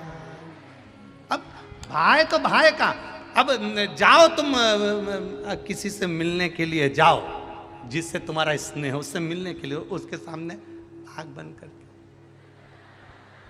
अब वो भेरू भी के ए जगदम्बा आंख तो खोल ले, मैं नीले कलर की शर्ट पहन के आया हूँ, सफ़ेद कलर की जीन्स देख तो सरी, वो के नी मैं तो ऐसे ही प्रेम करूँ। अब आँख खोले ही नहीं, अब नहीं खोले, किस काम का। अब भगवान के सामने तुझे ना देखूं तो मुझे। अब जितनी देर मंदिर में बैठो, तुम मंदिर में जाओ, जरा जाकर देखो तो सरी। किसी मंदिर में जाकर देखना, नंदी आंख बंद करके बैठा है। बोलो बोलो, किसी शिव मंदिर में नंदी आंख बंद करके नहीं बैठा, नंदी आंख खोल के बैठा है, टकटकी लगाकर। बस आ बैठ मेरे पास तुझे, ना मैं कुछ ना तुम। बस सामने नंदी के महादेव हैं और महादेव के सामने नंदी है। एक दूसरे को देखते रहो। जब नंदी कहता है, कई बार पार्वती जी ने कहा तू शिव जी के सामने बैठा रहता है, आंख खोल कर बैठा रहता है, आंख झपकता तक नहीं, आंख बंद करता नहीं, क्यों नहीं करता। नंदी कहता है वो आंख बंद करके बैठा है, एक क्षण के लिए जब वो खोलेगा मुझे जरूर देखेगा, इसलिए मेरा नैन उस परमात्मा से मिल जाए। बाबा से मेरे नेत्र मिलना चाहिए, मैं शिव से नेत्र मिलाने के लिए बैठा हूं और किसी से। घोड़ा देखा है? इधर चलते हैं क्या? घोड़ा गाड़ी चलती है इधर? है नहीं चलती? अच्छा, हमारे उधर चलती है। वो हमारे उधर घोड़े को ऐसे 2 ऐसे पट्टे बांध देते हैं, देखा तुम लोगों ने? घोड़े को 2 पट्टे ऐसे बांध देते हैं उसकी आंख के सामने। क्यों? जम के बोलो जरा, इधर उधर नहीं देखे, सामने देखे। बस हमें भी भक्ति के 2 पट्टे ऐसे लगा लेना चाहिए जिससे केवल हम महादेव को देखें, उसके सिवा कुछ नहीं। और सरल भाषा में समझ जाओ, हवाई जहाज में उड़े हो, हवाई जहाज में सफर करा है, हवाई जहाज में सफर करा है तो वहां जैसे ही हवाई जहाज में ऊपर चढ़ के बैठो कुर्सी पे, इतनी देर में देवी जी आके बोलती हैं सीट बेल्ट लगा लो। बोलो, बोलती कि नहीं बोलती? अरे जम के तो बोलो। क्यों? सीट बेल्ट लगा कर बैठिए। बस अपनी सीट पर बैठिए, बेल्ट लगा लीजिए। जो हवाई जहाज चला रहा है उसको तुमने देखा है? जितने लोग अंदर सफर करते हैं, जो अंदर सफर कर रहे हैं, उनसे हवाई जहाज चलाने वाला मिलने आता है क्या? अरे बोलो, जम के बोलो। नहीं आता। केवल उसका नाम बोला जाता है, ये पायलट इतनी देर में, इतनी घड़ी में, ये पायलट इतनी दूर पहुंचा देंगे। पायलट का नाम बोला जाता है, समय बोला जाता है, पर पायलट मिलने नहीं आता है। और अपनी सीट पर बेल्ट लगाकर बैठे रहो, रायपुर से भोपाल तुम पहुंच जाओगे। उसी तरह हमारी कथा भी ये कहती है, भक्ति का बेल्ट बांध कर बैठे रहो। वो पायलट भले नहीं दिखता, उसका नाम तो मालूम है ना, जपते रहो, पार लग जाओ। उसका नाम तो मालूम है ना, श्री शिवाय नमस्तुभ्यम। उसके नाम को जपते रहो, अपनी सीट पर बैठे रहो, भक्ति का बेल्ट बांध कर रखना। और उड़ान भरेगा, उड़ान भरेगा तब थोड़ा सा झटका लगेगा, उतरेगा तब झटका लगेगा। बचपन थोड़े झटके में निकल सकता है, जवानी जब ऊपर पहुंचते पहुंचते आराम से चलेगा तब वो भी हिलेगा, तो लगेगा कि थोड़ा सा कहीं डोल रहा है। अवस्था युवानी की डोलती हुई नजर आएगी, पर जब वापिस नीचे आएगा थोड़ा सा झटका लगेगा। झटका उसी को लगेगा जिसने बेल्ट नहीं बांधा होगा, जिसने भक्ति के बेल्ट को बांध कर रखा होगा, उसको झटका भी नहीं लगेगा और चला जाएगा। कष्ट वो भोगे जिसने भक्ति ना करी हो, कष्ट वो भोगे जिसने भजन ना करा हो। जो कभी भगवान की भक्ति में नहीं डूबा, जो कभी भजन में नहीं गया, कभी स्मरण में नहीं गया, कभी एक लोटा जल शिव जी को चढ़ाने नहीं गया, कष्ट उसको भोगना पड़ता है। सांसारिक मनुष्य जो भगवत की भक्ति में लगे उसको नहीं। मैना, धन्या, कला तीनों निकल कर गई और सनकादि ऋषि की जंघा में चोट लगी। सनकादि ऋषियों की जंघा में चोट लगी। जब लगी तो इनमें मैना गई तो इनने कुछ नहीं कहा, धन्या गई तो कुछ नहीं कहा, कला गई तब लगा कि भाई बार बार लात मार रहे हो, बार बार अपमान कर रहे हो, ये कहाँ की बात। शिव महापुराण की कथा कहती है, एक बार जो बैठ गया, या तो पहले ऐसी व्यवस्था कर कर रखो कि घर के लोग यहाँ बैठेंगे तो वहाँ दूसरा नहीं बैठे कोई, और अगर कोई दूसरा बैठ गया है तो प्रयास करना कि उसको फिर हटाने का प्रयास ना करा जाए। वो बैठ गया तो बैठ गया ना, बहुत वो बैठ गया।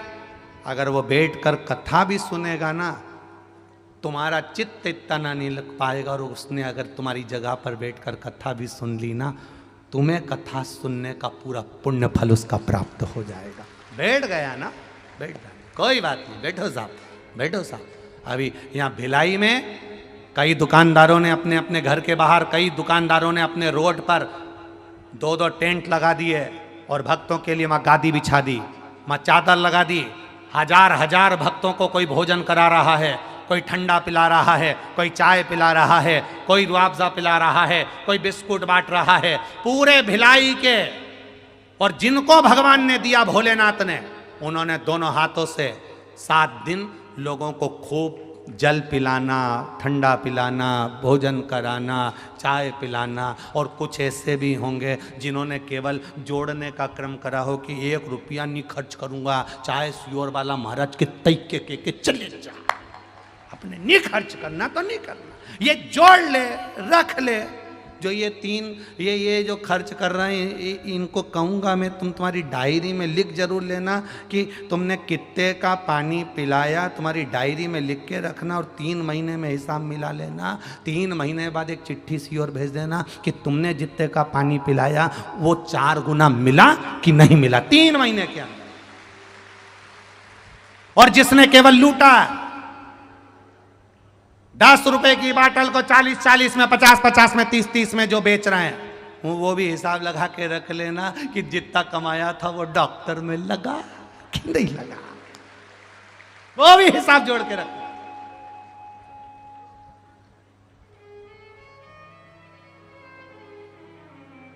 जोड़ो जोड़ो जोड़ो जोड़ो, उसके बाद यहीं पे छोड़ो।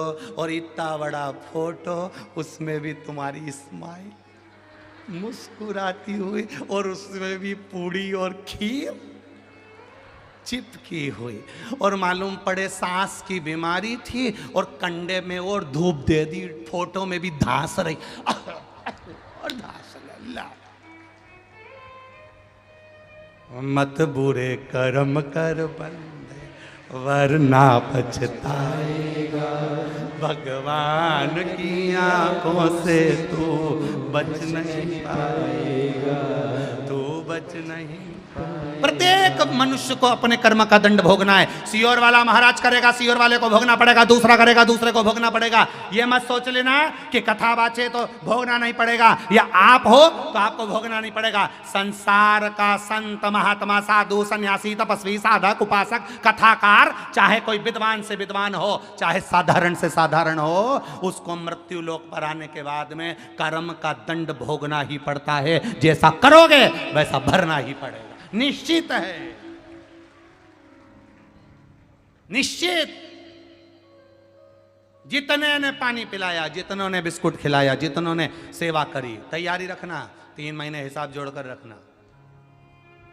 जो अपने अपने घर से रोटी बना के लाई, भले 2 लोगों के लिए लाई, भले 2 लोगों के लिए पूरी सब्जी बना कर लाई, पर हिसाब में जोड़ के रखना, मैंने 2 लोगों को भोजन कराया। और वो 2 लोगों का कराया गया भोजन, हमारे यहाँ तो सीधा सीधा बात है, छत्तीसगढ़ में रहते हो, 1 कटोरी चावल में पानी डालकर चूल्हे पे रख दो, कुकर भरा जाता है। यहाँ 1 कटोरी चावल किसी को देते हो तो कुकर भरकर मिलता है, साधारण नहीं मिलता है। यहाँ इतना मिलता है, दिया थोड़ा है, लगाया थोड़ा है, खर्च थोड़ा करा है, पर प्राप्त बहुत होता है। मन बड़ा रखना, चित्त बड़ा रखना, वृत्ति बड़ी रखना, दिल बड़ा रखना, देने वाला भी बड़ा रखेगा, खूब देगा अंबारियों से, खूब। आज कितने दिन हो गए, कितने बचे, फिर तेरा क्या होगा रे कालिया, विचार करिए।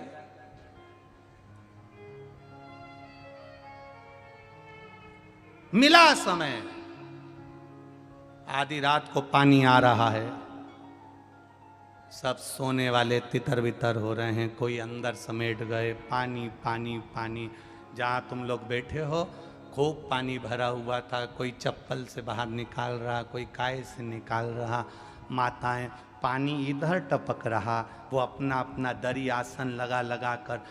हम वो वीडियो भेजेंगे आपको, जरा देखिएगा, जो सीहोर जाती हैं यहाँ से, कई भगत लोग भेजते हैं उन वीडियो को। सब माताएं, पानी टपक रहा है, आंधी चल रही है, तूफान अपनी जगह चल रहा है, और पानी पानी हो रहा है, और वो भगवान की भक्ति में नाच रहे, गा रहे, श्री शिवाय नमस्तुभ्यम कहते जा रहे। ये अविरल भक्ति कहां से लाओगे? भिलाई वालों और भिलाई के जितने भक्त हैं, ये नजारा दूसरी बार देखने को नहीं मिलने वाला। इन भक्तों का दर्शन फिर नहीं होने वाला, ये तो शिव की कृपा से मिला है जो हमें प्राप्त हो। चढ़ाओ शिव को जल, अपने शंकर को चढ़ाए गए जल का छींटा भी बाहर ना आए, धीरे धीरे। हम मंत्र नहीं जानते, हम साधना नहीं जानते, हम कोई विद्या नहीं जानते, हम भगवान को जो जल चढ़ाएं उसकी धार धीरे चले तो भगवान भी मंत्र खुद बना लेते हैं। ये मेरा भक्त है, खुद नहीं बोलेगा, जल चढ़ा रहा है, इसका जल बोलेगा, ये खुद नहीं बोलेगा। क्यों बोले? 2 तरह के सेठ जी होते हैं, जरा अच्छे से समझ लेना। 2 तरह के सेठ जी, एक जिनके आगे नौकर को बोलना पड़ता है, सेवक को बोलना पड़ता है, सेठ जी मेरे घर में बेटे की शादी है, सेठ जी मेरे घर में बेटी की शादी है। और एक ऐसा सेठ होता है जिसके आगे बोलना नहीं पड़ता, पूछ लेता है, क्यों शादी कब की निकली है? बस 15 तारीख की है, 10 तारीख की है, 8 तारीख है। अच्छा, तैयारी हो गई सारी? बस मैंने थोड़ी बहुत तो कर ली है सेठ जी, कोई चीज की जरूरत? बस थोड़ी बहुत तैयारी रह गई, ये ले तैयारी कर लेना, ले जा इतना रुपया तैयार। एक सेठ होता है जो पूछ कर दे देता है। एक वो सेठ होता है जो बार बार सेवक बताए तब देता है। मेरा महादेव वो सेठ है जिसके सामने बार बार बोलने की जरूरत नहीं पड़ेगी, तुम्हारा जल चढ़ेगा और उतने में वो समझ जाएगा कि इसको चाहिए क्या, क्या चाहिए इसको, वो समझ जाए।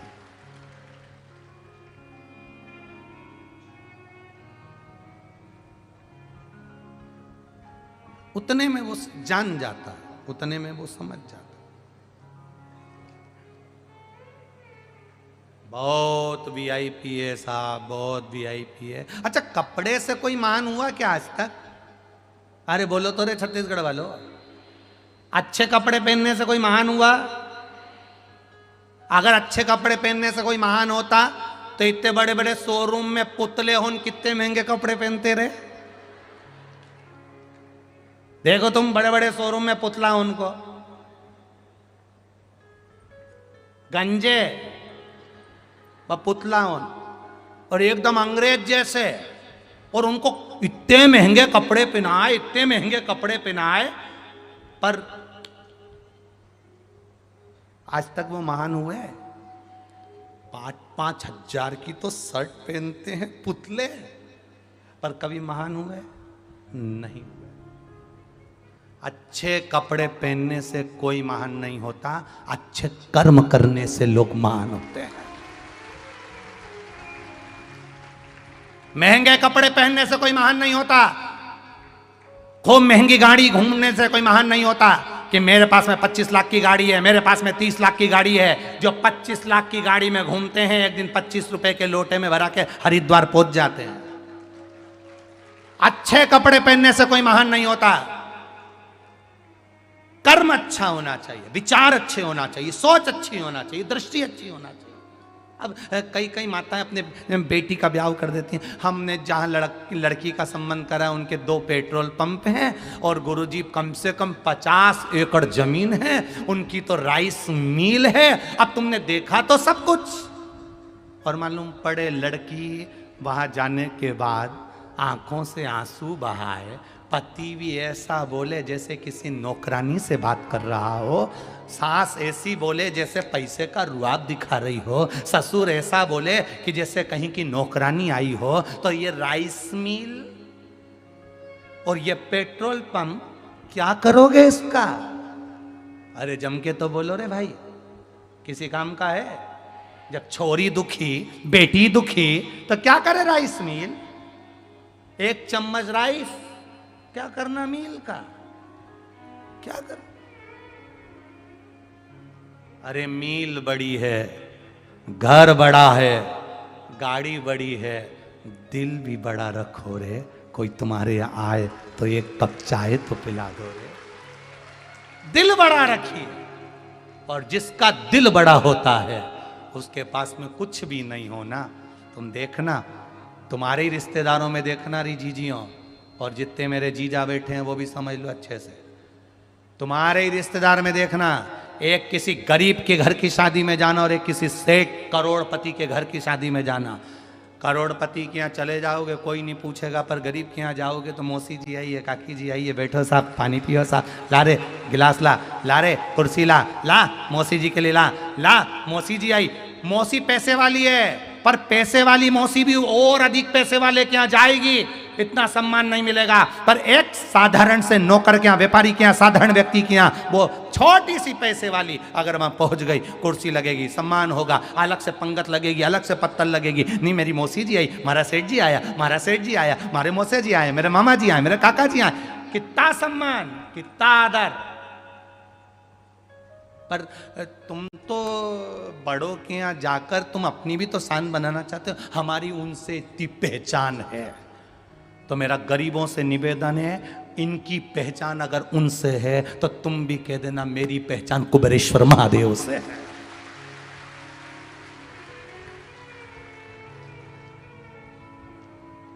मेरी पहचान उस काल अधिपति महाकाल राजा से, कुबेर भंडारी से, कुबेरेश्वर महादेव से है, जिसने चोर को कुबेर बना दिया। एक दिन मुझे भी देगा, परंतु मैं इतना अभिमान नहीं करूंगा।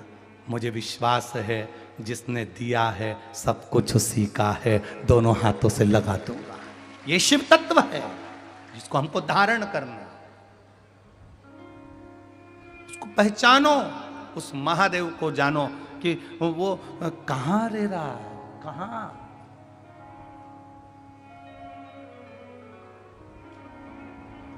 शिव से करी गई प्रार्थना खाली नहीं जाती। मैना धन्या कला का जो चरण लगा वो श्रेष्ठता नहीं दिया। जो अधोगति में चले जाते हैं, अचानक जिनके प्राण छूट जाते हैं, उनके लिए ये कथा कर रही। पितरों की 3 बेटियां, तीनों से गलती हो गई। आप शिव मंदिर में जाएं, कोई गलती ना हो, जल चढ़ाएं, मना नहीं, छींटा ना लगे, धीरे धीरे चढ़ाइए। और एक बात अच्छे से ध्यान में रखिएगा, शिव मंदिर से जब भी वापिस आए, जल चढ़ाकर अपना फर्ज पूरा अदा कर कर। फर्ज से मतलब जब शिव मंदिर से वापिस आए, जो पत्ती, बेलपत्री, फूल शिव जी पे चढ़े थे वो नीचे शिवलिंग पे से नीचे गिर गए हों। एक शिवलिंग रखा है, लाना मिट्टी वाला, लाइए जरा उठा के। अब छत्तीसगढ़ में कथा चल रही, थोड़ा ध्यान से सुन लोगे एकांतेश्वर शिवलिंग का पूरा वृत्तांत। तो आप लोग जो पशुपति व्रत कर रहे हो या कोई भी उपास करते हो, कई लोग कहते हैं हमने करा नहीं हुआ। क्यों नहीं हुआ? उसमें हमारी गलतियों को हमें छाट। ये देखिए,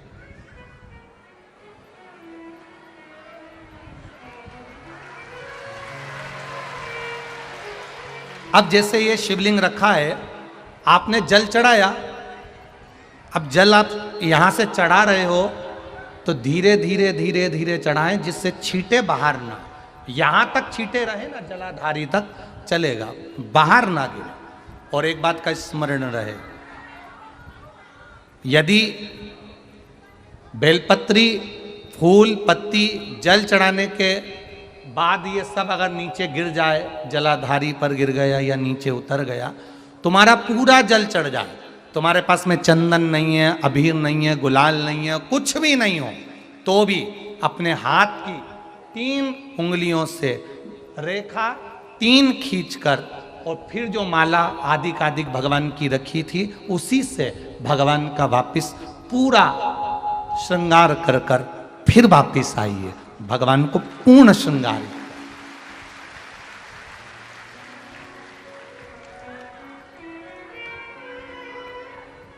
भगवान का पूर्ण श्रृंगार कर कर आइए। कई लोग जल चढ़ाने के बाद में भगवान का जो फूल पत्ती नीचे रखी रहती है, आप, हम ये नहीं कह रहे कि आप अपने घर से लेकर जाओ, आपके पास में कुछ नहीं, 1 लोटा जल चढ़ाओ, जल चढ़ाया, जो फूल पत्ती नीचे रखी हुई है उसी को उठाकर, उसको रखकर, उसी फूल से भगवान का खूब सुंदर श्रृंगार भगवान का कर कर फिर आइए।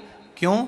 शिव का जब हम श्रृंगार कर कर आते हैं, माता पार्वती जी ने देव अधिदेव महादेव का श्रृंगार किया है, आप लोगों के स्मरण में होगा। राम जी ने माता जानकी का श्रृंगार किया है। रामचरित सुनिए कथा, रामायण सुनिए, आप लोगों ने रामायण सुनी होगी, तो उसमें माता बैठी हैं शिला के ऊपर और भगवान राम उनका श्रृंगार कर रहे हैं। एक कौवा आता है, वो चोंच मार कर जाता है, ये सारा वृत्तांत आप लोगों ने श्रवण किया है। तो राम जी माता सीता का श्रृंगार करते हैं, भगवान कृष्ण राधा जी का श्रृंगार करते हैं। केवल एक देव अधिदेव महादेव की कथा ऐसी है जिसमें पार्वती जी शिव जी का श्रृंगार करती हैं। शिव का श्रृंगार किस लिए? क्यों? कहा जल चढ़ाने के बाद वहीं पर पड़ी हुई पत्ती से, फूल से, जो चढ़े हुए फूल हैं, चढ़ी हुई पत्ती है, चढ़ा हुआ निर्माल्य है, जो भी शिव जी का है, उसी को धोकर वापिस भगवान का श्रृंगार कर कर आना चाहिए। किस लिए? कि हे भोलेनाथ, जब मैं इस संसार सागर से जाऊं, अखंड सुहाग लेकर पूरी श्रृंगार कर कर इस धाम से जाऊं, ऐसी कृपा बना। जो पढ़ाओ जो पढ़ो, चंदन नहीं है, हाथ से चंदन का स्मरण होना चाहिए। नहीं है हमारे पास लगाने को रोली, मौली, चंदन, जो भी आपके पास में है, अबीर, गुलाल नहीं, अपने मन का गुलाल लगाइए, अपने मन का हृदय से दिल से रिझाने का प्रयास। ले जा बाबू, ले जा, दिल से चढ़ाइए। और जब भाव से, दिल से आप आनंद के साथ देवाधिदेव महादेव का आप पूजन करो, उसमें गलती ना हो, गलती ना।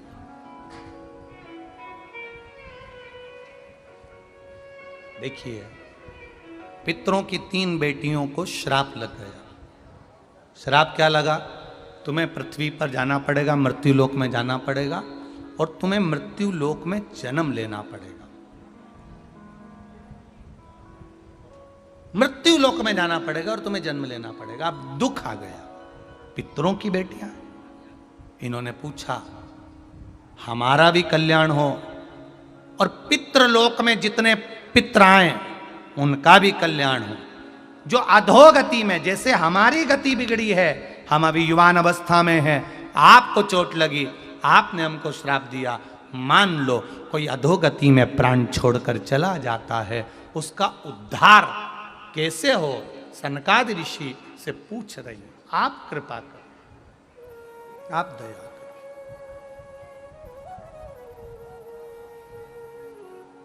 उद्धार कैसे?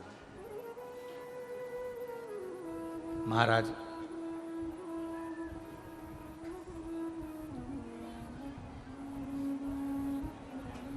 सात स्थान शिवलिंग के बताए हैं, जहां पर भूल से भी अगर कोई चंदन की उंगलियां लगा देता है, 7 स्थान ऐसे हैं जहां चंदन की मात्र उंगलियां लगा देने से ही शिव पितृलोक के पितरों को मुक्ति प्रदान करके वैकुंठ लोक का निवास दे देते हैं।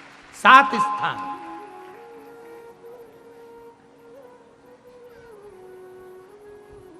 और वो 7 स्थान जो चंदन के बताए गए हैं, पहला भगवान देवाधिदेव महादेव के शिवलिंग पर चंदन का लेपन। समझ लेना जरा बहुत अच्छे से। आपको लगता है स्वप्न में कोई मुर्दे दिख रहे हैं, या कोई जल रहा है, या कोई मर रहा है, या कोई चला गया है, ऐसा भय लगता है।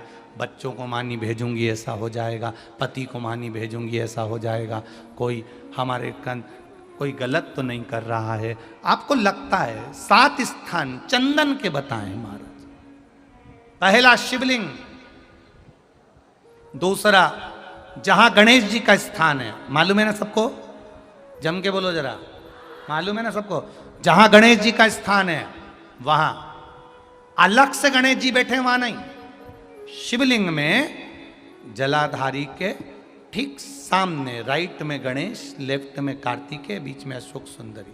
तो पहला चंदन बाबा के शिवलिंग पर, दूसरा गणेश जी पर चंदन की उंगली, तीसरा षडानंद कार्तिकेय पर चंदन की उंगली, चौथा अशोक सुंदरी पर चंदन की उंगली, पांचवा जलाधारी पर चंदन की उंगली, छठा जो शिवलिंग का जल बह रहा है इसके ठीक विपरीत की ओर चंदन की उंगली, और 7वां चंदन नंदी के मस्तक के ऊपर जो 2 सींग लगे रहते हैं उस पर चंदन की उंगली।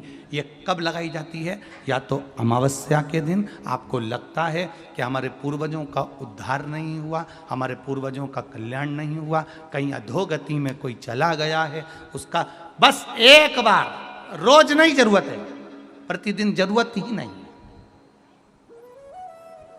महीने में एक बार अगर अमावस्या के दिन भी आपने चंदन के थोड़ा सा चंदन अगर मेरे देवाधिदेव महादेव को 7 स्थान पर समर्पित किया है। अशोक यहाँ पर वर्णन कर रही हैं, मैना, धन्या और कला की कथा कह रही है। तीनों ने सनकादि ऋषियों से मांगा।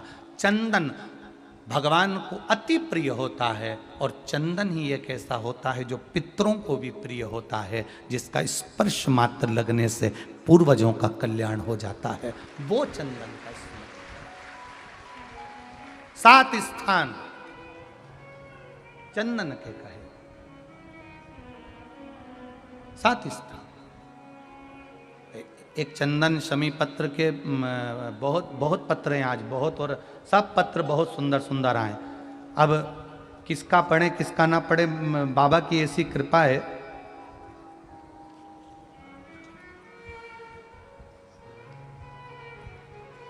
सीमा देवी चौहान पति त्रिलोकीनाथ चौहान, गांधीनगर सुपेला भिलाई की रहने वाली हूँ। कहीं बैठी हो तो हाथ हिलाइएगा। आप ही हैं, दोनों हाथ हिला दीजिए एक बार। हर हर महादेव।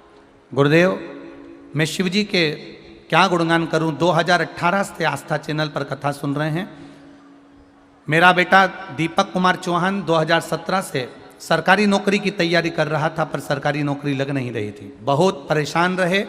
हमने बेटे से कहकर पशुपतिनाथ का व्रत करवाया और भगवान की कृपा से एक बेलपत्री वाला जो प्रयोग था वो करना प्रारंभ करा। आज मेरा बेटा दुर्ग के रेलवे स्टेशन पर टेक्नीशियन के पद पर नियुक्ति हुई है, इसलिए हम बाबा को यहाँ प्रणाम करने आए।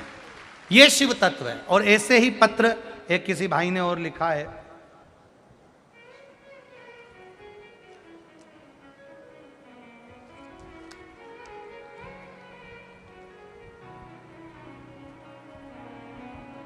दीपक कुमार जी साहू, ग्राम केंद्री, अभनपुर, रामपुर, छत्तीसगढ़। कहीं बैठे हो तो हाथ हिलाइएगा। दीपक जी साहू कहीं बैठे हो, ग्राम केंद्री, अभनपुर, रायपुर, छत्तीसगढ़। कहीं बैठे हो तो हाथ हिलाइएगा, जहाँ कहीं भी बैठे हो। इधर हैं क्या? अच्छा, हाथ हिला दीजिएगा। हाँ, दिख गए, ठीक है। गुरुजी, मैं बाबा का क्या वर्णन करूं। 2020 से मैं प्रतियोगिता परीक्षा में की तैयारी कर रहे थे। कभी दशमलव से, कभी 1 अंक से, कभी 2 अंक से रह जाते थे। बड़ी तकलीफ हुई। गुरुदेव, पिताजी ने बताया कि टीवी पर कथा आती है, तू एक बार कथा सुन और टीवी के सामने बैठ कर ही विनती कर। पिताजी के कहे अनुसार बेलपत्री शिव को चढ़ाना, जल चढ़ाना, और एग्जाम देने के लिए अब की बार गया तो बेलपत्री पर शहद लगाकर कुंदकेश्वर महादेव का नाम लेकर चला गया। गुरुदेव, आप जानते हो आज के बच्चों को विश्वास करना कितना कठिन होता है, पर मैंने मेरे पिताजी के और आपके टीवी पर आए हुए प्रवचन पर विश्वास करा, शिव जी की आराधना करी और बाबा की कृपा से मैं पास हो गया। रेलवे में टिकट क्लर्क की नौकरी मुझे प्राप्त हुई है। मैं बाबा को यहां पर प्रणाम करने के लिए आया हूं। बैठिए बहन। हर हर।